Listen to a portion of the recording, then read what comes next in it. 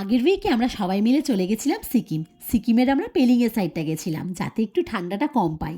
কারণ আমার পুচকেটার এখন এজ মাত্র 2 বছর, আর ওকে নিয়ে ট্রাভেল করব বলে প্রচণ্ড পরিমাণে টেনশানে ছিলাম। কিন্তু বিশ্বাস করবে না, আমার পুচকেটা কিন্তু ভীষণই ব্রেভ বয়।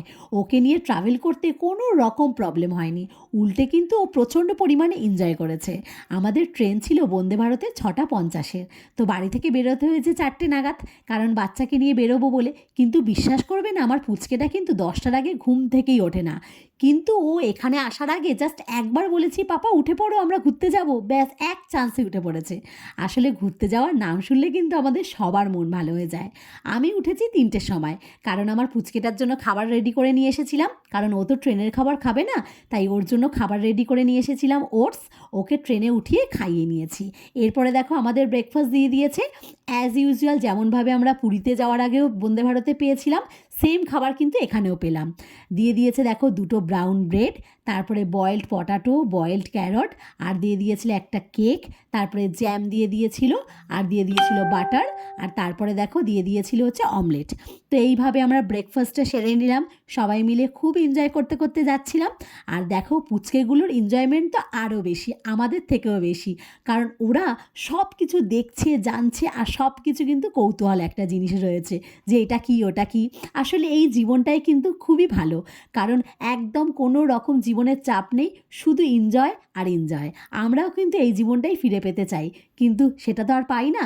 তার জন্য ওরা যখন এনজয় করে ওটাতেই আমাদের কিন্তু আনন্দ হয়ে যায়। তো তারপরে দেখো আমাদের গল্প মজা করতে করতে আমরা অনেকটা দূর চলে এসেছি। এরপরে দেখো আমাদের লাঞ্চও দিয়ে দিয়েছে। তো লাঞ্চেও কিন্তু সেম লাঞ্চই দেখলাম, কারণ পুরীতে যাওয়ার আগেও সেমভাবে আমরা লাঞ্চ পেয়েছিলাম, একই সেমভাবে এখানেও পেলাম। এদের খাবার দাবার কিন্তু, বন্দে ভারতের খাবার দাবার কিন্তু কোনো রকম চেঞ্জেস হয়নি। তো সেম খাবার দাবারই দিয়েছে, একটা ভাত, তারপরে দেখো ডাল আর চিকেন। ডালটা সত্যি কথা বলতে খুবই ভালো ছিল, বেশ ঘন ডাল, কিন্তু চিকেনটার টেস্ট আমার একদম ভাল লাগেনি। জানি না কেন, বন্দে ভারতের টেস্ট কিন্তু আরও ভালো করা উচিত। এর আগেও সেম 1 বছর আগে সেমভাবে টেস্ট পেয়েছি, এখনও সেম, তো কোনো রকম চেঞ্জেস হয়নি। তারপরে দেখো 2টো রুটি দিয়েছিল, আর দেখো দিয়ে দিয়েছিল একটা দই। তো এইভাবে আমরা লাঞ্চটা সবাই মিলে এনজয় করে খেয়ে নিলাম। তারপরে দিয়ে দিয়েছিল হচ্ছে কিন্তু একটা আইসক্রিমটা পেয়ে আমি খুবই খুশি হয়েছি, কারণ এই শীতকালে আইসক্রিম খেতে কিন্তু আমার দারুণ লাগে। আমার মতো কারা কারা আছে যারা শীতকালে আইসক্রিম খেতে ভালোবাসো, সবাই কিন্তু কমেন্ট করো। এই দেখো আমার পুচকের 2টো দিকেগুলো একটুখানি ঘুমিয়ে নিয়েছিল, তারপরে দেখো আবার উঠে পড়েছে, ওদের আনন্দ আবার স্টার্ট হয়ে গেছে। ব্যাস মজা আনন্দ করতে করতে কিন্তু আমরা কিন্তু এনজিবিতে প্রায় চলে এসেছি, আর 1 ঘন্টা বাদেই কিন্তু আমরা ট্রেন থেকে নেমে পড়ব।